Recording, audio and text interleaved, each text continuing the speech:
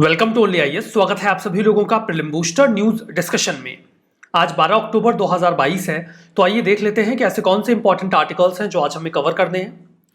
हमारा first article India के पहले सोलर पावर्ड विलेज मोढेरा के बारे में है। हाल ही में हमारे प्राइम मिनिस्टर ने मोढेरा, जो कि गुजरात में है, इसे इंडिया का पहला round the clock solar powered village declare कर दिया है, जहां पर आपको मिलेंगे कई सारे ground mounted solar power plant, यानी कि जमीन पर लगाए गए सोलर पैनल्स। इसके अलावा 1300 रूफ टॉप सोलर सिस्टम्स भी मिलेंगे, जिन्हें लोगों की घरों की छतों पर लगाया गया है ताकि इलेक्ट्रिसिटी को प्रोड्यूस किया जा सके। मोढेरा गांव ये मेहसरा डिस्ट्रिक्ट में है, गुजरात के। मोढेरा इंडिया का पहला विलेज बन गया है जो कि नेट रीन्यूएबल एनर्जी जनरेटर है। वो जितना एनर्जी कंज्यूम करेंगे उससे ज़्यादा प्रोड्यूस कर देंगे। इनकी सारी ज़रूरत उसी एनर्जी से पूरी हो जाएगी।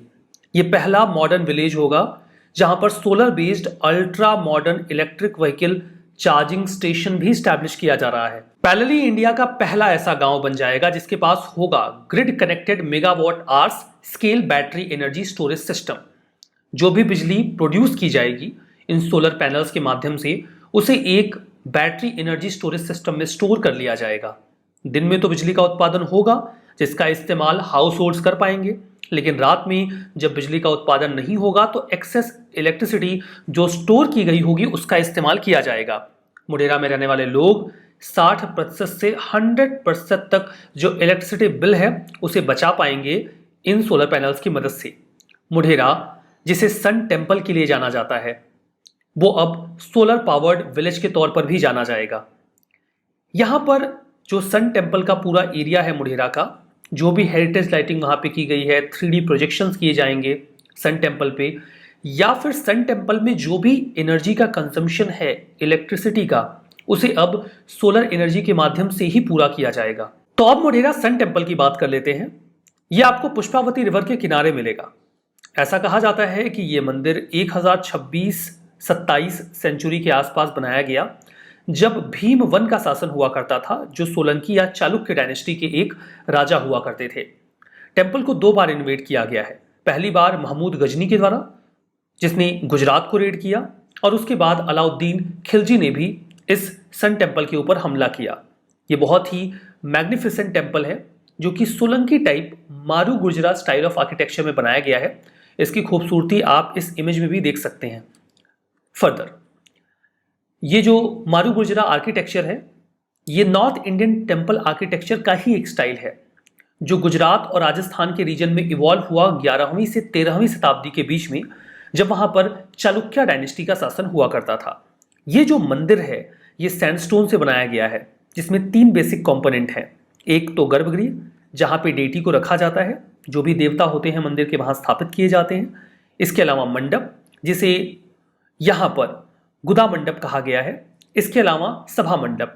मंडप एक प्रकार का पवेलियन या हॉल हुआ करता है जो स्पेसिफिक फंक्शंस के लिए मंदिर में बनाए जाते थे। कुंड एक है जो कि आप स्टेप्ड वाटर टैंक बोल सकते हो, ये आप इमेज में भी देख पा रहे हो। सीढ़ियां जाती हैं इस पानी के तालाब की ओर, इसे सूर्य कुंड कहा जाता है, जहां पर आपको कई सारे छोटे छोटे मिनिएचर श्राइन्स भी मिल जाएंगी इन सभी सीढ़ियों के ऊपर। हमारा नेक्स्ट आर्टिकल एवरीथिंग ऐप या फिर सुपर ऐप के बारे में है। अगर आप घर के बाहर रह के प्रिपरेशन करते हैं और खुद से खाना भी पकाते हैं तो आप सब्जियां खरीदने गए होंगे। मैं आपको सब्जियों को खरीदे जाने के 2 एक्सपीरियंस बताता हूं। कुछ लोग तो ऐसे होते हैं जो पूरे बाजार का जायजा लेते हैं कि कहां पर कौन सी सब्जी सस्ती मिल रही है, और फिर वहां से वो चुन चुन के सब्जियां खरीदते हैं। लेकिन ज्यादातर एस्पिरेंट्स ऐसा नहीं करते, क्योंकि इसमें समय लगता है और मेहनत भी। आप क्या करते हैं, या ज्यादातर लोग ऐसा करते हैं कि वो एक दुकान ढूंढते हैं जहां पर खूब सारी सब्जियां हो और उन्हें जो भी सब्जी चाहिए वो उसी एक दुकान पर मिल जाए। वो वहां पर खड़े होंगे, सारी सब्जियां खरीदेंगे, पैसे देंगे और चले आएंगे। क्यों? क्योंकि वो नहीं चाहते कि उन्हें 10 दुकानों पर घूमना पड़े। इसमें उनका समय बर्बाद होता है और जबरदस्ती की माथामारी करनी पड़ती है। लेकिन अगर आप मोबाइल के एप्लीकेशंस की बात करें तो आपके पास अलग अलग फंक्शंस को परफॉर्म करने के लिए अलग अलग एप्लीकेशंस होते हैं। क्या हो कि आपके पास एक एप्लीकेशन हो जिससे आप अपने सारे काम कर सकते हो। मतलब एक ऐसा एप्लीकेशन जिससे आप अपने पैसे ट्रांसफर कर सकते हैं, मैसेज कर सकते हैं, वीडियो कॉल कर सकते हैं, कैब बुक कर सकते हैं, खाना ऑर्डर कर सकते हैं, ऑनलाइन परचेजिंग कर सकते हैं, इंश्योरेंस खरीद सकते हैं और भी बहुत कुछ। अगर ऐसा कोई ऐप आपके लिए अवेलेबल होगा तो उसे कहा जाएगा एवरीथिंग ऐप या फिर सुपर ऐप। इलोन मस्क, जिन्होंने पहले अपनी ट्विटर की डील को कैंसिल कर दिया था, वो एक बार फिर से मन बना रहे हैं कि क्यों ना ट्विटर को खरीद लिया जाए और इसे एक्स बनाया जाए। एक्स का यहाँ पर रेफरेंस उसे सुपर ऐप बनाने से है या फिर एवरीथिंग ऐप बनाने से है। वो चाहते हैं कि ट्विटर को एक्सेस करने वाला व्यक्ति सारी सर्विसेज ट्विटर से ही ले ले। उसके बाद ट्विटर एक माइक्रो ब्लॉगिंग ऐप नहीं रह जाएगा, बल्कि आपकी सारी जरूरतें पूरी कर देगा। एवरीथिंग ऐप या सुपर ऐप का जो कॉन्सेप्ट है वो एशिया में बहुत ज़्यादा पॉपुलर है और कई सारी कंपनीज लगातार दुनिया में प्रयास करती हैं कि उनके पास एक ऐसा सुपर ऐप आ जाए। यहां पर देखिए, इस पेन को थोड़ा छोटा कर देते हैं, ठीक है। जो सुपर ऐप होगा इसे आप स्विस आर्मी नाइफ की तरह देख सकते हैं। स्विस आर्मी नाइफ ऐसा होता है, एक ही नाइफ में सब कुछ होता है। अलग अलग फंक्शंस को परफॉर्म करने के लिए अलग अलग टूल्स एक साथ जोड़ दिए जाते हैं। बिल्कुल ऐसे ही सुपर ऐप काम करेगा। Messaging, social networking, peer to peer payment और ई कॉमर्स, शॉपिंग, सब कुछ। क्या सुपर ऐप्स इसके पहले कभी बने हैं? ऑफ कोर्स बने हैं। चाइना का वीचैट इसका प्राइम एग्जांपल है, जहां पर आप कार और टैक्सी बुक कर सकते हैं, लोगों को पैसे भेज सकते हैं, स्टोर पे पेमेंट्स कर सकते हैं और इलेक्ट्रॉनिक आइडेंटिफिकेशन सिस्टम के तौर पे भी इसका इस्तेमाल कर सकते हैं। इसके अलावा ग्रैब ऐप, जो कि साउथ ईस्ट एशिया में ऐसी ही सर्विसेज देने के लिए बहुत पॉपुलर है, फूड डिलीवरी से लेके राइड लेने तक। क्या इंडिया में भी ऐसे सुपर ऐप्स हैं? ऑफ कोर्स हैं। पेटीएम, जहां पर आप पेमेंट कर सकते हैं, टिकट्स बुक कर सकते हैं, गेम्स खेल सकते हैं, online shopping, banking, consumer finance, a lot of things are there on Paytm too. PhonePe, यहाँ पर भी Grofers, Ajio, Decathlon, daily metro, बुकिंग.com, स्विगी, ओला कैब, इन सब के साथ इन्होंने कोलैबोरेट कर रखा है। फोन पे के माध्यम से आप इन सभी सर्विसेज को एक्सेस कर सकते हैं और रिलायंस इंडस्ट्रीज भी इस दिशा में जियो अम्ब्रेला के माध्यम से आगे बढ़ रही है। तो सुपर ऐप एक इवॉल्विंग कॉन्सेप्ट है और इसी की ओर इलोन मस्क भी जाना चाहते हैं। हमारा next article Manesar anti terror exercise 2022 के बारे में है। नेशनल सिक्योरिटी गार्ड यानी कि एनएसजी एक multi national joint anti terror exercise को हाल ही में कंडक्ट कर रहे हैं रैट्स के एम्बिट में, रीजनल एंटी टेररिस्ट स्ट्रक्चर के एम्बिट में, जो कि हिस्सा है संघाई कोऑपरेशन ऑर्गेनाइजेशन फ्रेमवर्क का। Multi national joint anti terror exercise ये एक एनुअल काउंटर टेरर एक्सरसाइज है जो कि एससीओ रैट्स के एम्बिट में होती है।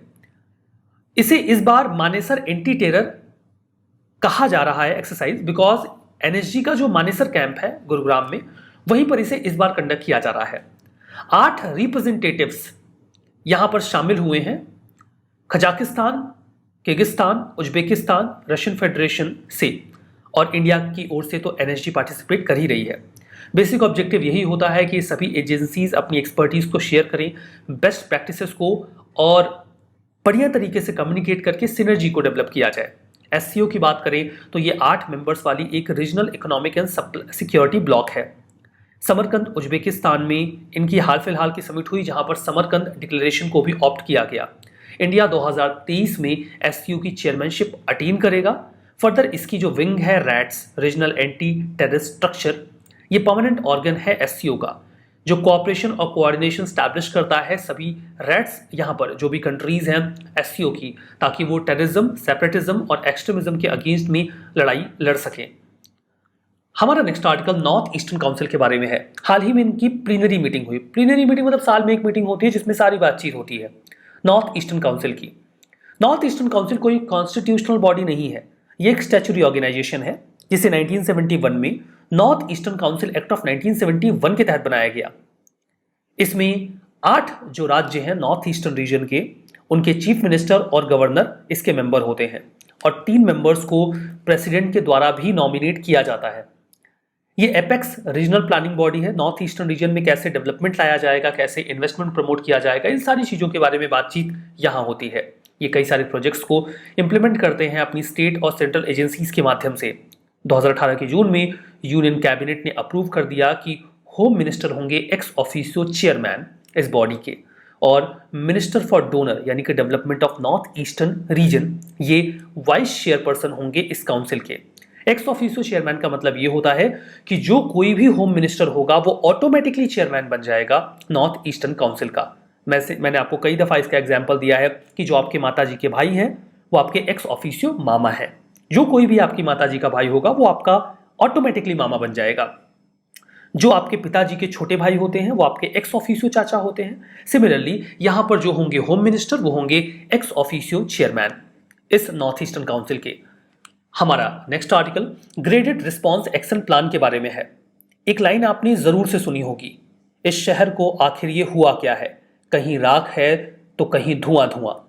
जब आप ये डिस्क्रिप्शन सुनते हैं तो आपके दिमाग में कौन सा शहर आता है? Of course Delhi. सर्दियां आते ही दिल्ली का हाल लगभग यही हो जाता है।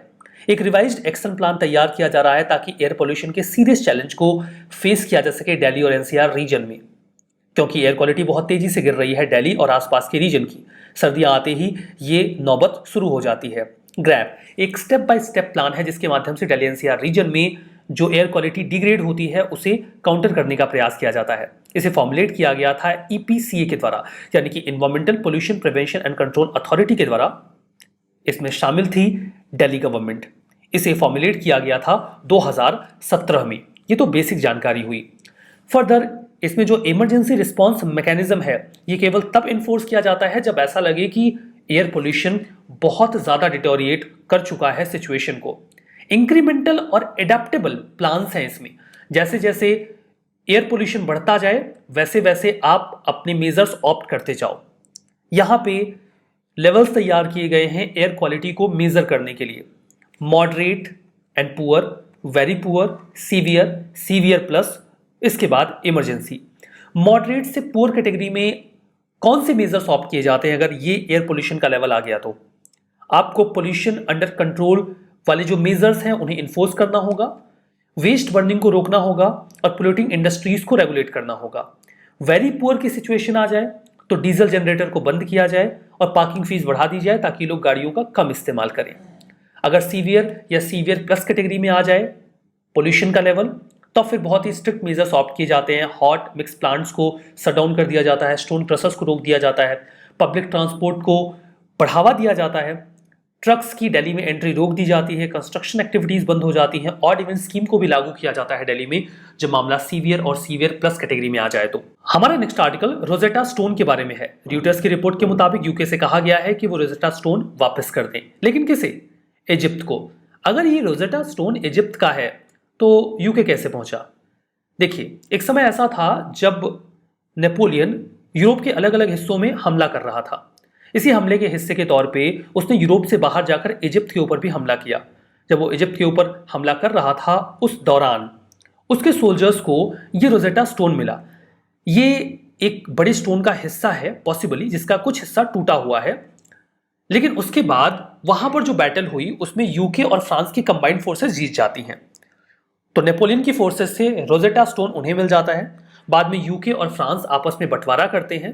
तो इस बंटवारे के तहत कई सारे और हिस्टोरिकल आर्टिफैक्ट के साथ साथ रोजेटा स्टोन भी यूके को मिल जाता है और यूके इसे लाकर अपने एक म्यूजियम में रख देता है। और उसके बाद से ही लगभग 1802 के बाद से लेके अब तक ये रोजेटा स्टोन यूके में ही रखा हुआ है। हालांकि ये जो रोजेटा स्टोन है ये लगभग 2000 साल पुराना है और ऐसा कहा जाता है कि इसे तब लिखा गया होगा जब इजिप्ट में टॉलेमी का शासन हुआ करता था और ये उस समय की अच्छी जानकारी अपने पास रखता है। रोजेटा स्टोन ये एक बड़े स्टोन स्लैब का हिस्सा है जिसमें कई सारी चीजें इंस्क्रिप्शन के फॉर्म में लिखी गई हैं। यहाँ पर 3 स्क्रिप्ट्स अवेलेबल हैं। ये वैसे ही है जैसे किंग अशोक इंडिया में कई सारे रॉक एडिक्ट खड़ा करवा के उस पर कई सारे पब्लिक मैसेजेस लिखा करते थे, बुद्धा की टीचिंग्स लिखी जाती थी। बिल्कुल वैसे ही यहाँ पर भी डिक्री या पब्लिक मैसेजेस इनग्रेव किए गए हैं। फर्दर ये इजिप्शियन जो हीरोग्लिफिक्स है उसके बारे में अच्छी जानकारी होल्ड करता है। ये उनकी एक स्क्रिप्ट है जो पिक्टोग्राफिक फॉर्म में लिखी जाती है। फर्दर आर्कियोलॉजिकल सिग्निफिकेंस ये है कि लगभग 2000 साल पुराना है, तो इंपॉर्टेंट तो ऑब्वियसली है। ठीक है, ये तो बातें हो गई रोजेटा स्टोन के बारे में। हमारा next article election commission of India ने जो अभी हाल ही में शिवसेना के सिंबल को फ्रीज कर दिया है उसके बारे में है। एक्चुअली में 2 फ्रैक्शंस डिवाइड हो गए हैं। जो सीएम एकनाथ शिंदे हैं उनका कहना है कि चूंकि मेजॉरिटी जो है एमपीज या एमएलएस की वो उनके पास है जो भी शिवसेना से बिलोंग करते हैं, तो सिंबल उन्हें मिलना चाहिए। जबकि सीएम उद्धव ठाकरे का ये कहना है जबकि फॉर्मर सीएम उद्धव ठाकरे का ये कहना है कि majority of the party members उनके साथ हैं, जो लोग हैं वो उनके साथ हैं, इसलिए सिंबल उनको मिलना चाहिए। तो अभी के लिए ये सिंबल फ्रीज कर दिया गया है, इसका इस्तेमाल कोई भी फ्रैक्शन नहीं कर पाएगा। आखिर सिंबल्स का बंटवारा कैसे होता है, कौन करता है? Election commission of India symbols का बंटवारा करता है अगर एक पार्टी बीच में टूट जाए तो, और इसका अधिकार उन्हें सिंबल्स ऑर्डर 1968 के पैरा 15 से मिलता है, जहां पर अगर कमीशन ये सेटिस्फाइड है कि दो राइवल सेक्शंस हैं जिनके बीच में इस बात को लेकर विवाद है कि आखिर सिंबल किसका होगा, तो election commission of India decide करेगा कि ये सिंबल किसको दिया जाएगा और उनका डिसीजन सभी ग्रुप्स को मानना होगा, उनके ऊपर बाइंडिंग होगा। इलेक्शन कमीशन ऑफ इंडिया आखिर ये कैसे डिसाइड करता है कि सिंबल देना किसको है? इन जनरल वो मेजॉरिटी टेस्ट करते हैं, किस फ्रैक्शन के पास मेजॉरिटी है, लेकिन मेजॉरिटी किसकी? वैसे वो देखते हैं कि पार्टी में कई सारी पोस्ट होती हैं, कई सारे एमपीज एंड एमएलएज होते हैं, तो ओवरऑल मेजॉरिटी किसके पास है? Not just MPs and MLAs, बल्कि पार्टी में जो डेलीगेट्स हैं, ऑफिशियल बेयरर्स, ऑफिस बेयरर्स हैं, उनको भी कैलकुलेशन में लिया जाता है। लेकिन अगर वो इस बात को कंक्लूड नहीं कर पाते office bearers, MPs and MLAs के बेसिस पर कि कौन किसकी तरफ है, तब वो सीधा एमपीज एंड एमएलएज पे आ जाते हैं कि भाई जिसकी तरफ ज्यादा है उनको पार्टी सिंबल दे दिया जाता है। हालांकि इस बात का ध्यान रखा जाता है कि सपोर्टर्स या पार्टी के जो मेंबर्स होते हैं, कार्यकर्ता होते हैं, वो किसको सपोर्ट कर रहे हैं, इस चीज को भी इलेक्शन कमीशन संज्ञान में लेता है जब वो सिंबल को डिवाइड कर रहे होते हैं या फिर अलोकेट कर रहे होते हैं किसी को उस समय। तो अब आइए रिवीजन कर लेते हैं। इंडिया का पहला सोलर पावर्ड विलेज कुनारिया गुजरात गलत है, मुदेरा, तो ये तो शुद्ध रूप से गलत हो गया। Graded response action plan centre pollution control board इसे फॉर्मुलेट करता है, गलत है। ईपीसीए इसे फॉर्मुलेट करता है। रोजेटा स्टोन एंशिएंट ग्रीस से बिलोंग करता है, गलत है। इजिप्ट से बिलोंग करता है। North eastern council constitutional body है, ये भी गलत है, ये एक स्टैच्यूटरी बॉडी है। तो आज तो मैंने चार के चारों स्टेटमेंट गलत ही रख दिए। खैर, हमारा ये सेशन यहाँ पे समाप्त होता है। पीडीएफ मिल जाएगी ओनली एज के टेलीग्राम चैनल पे, ये क्यूआर कोड स्कैन करके आप वहाँ पे जा सकते हो। तो जाइए पीडीएफ को डाउनलोड करिए और रिवीजन करना मत भूलिएगा। That's all for now, thank you very much.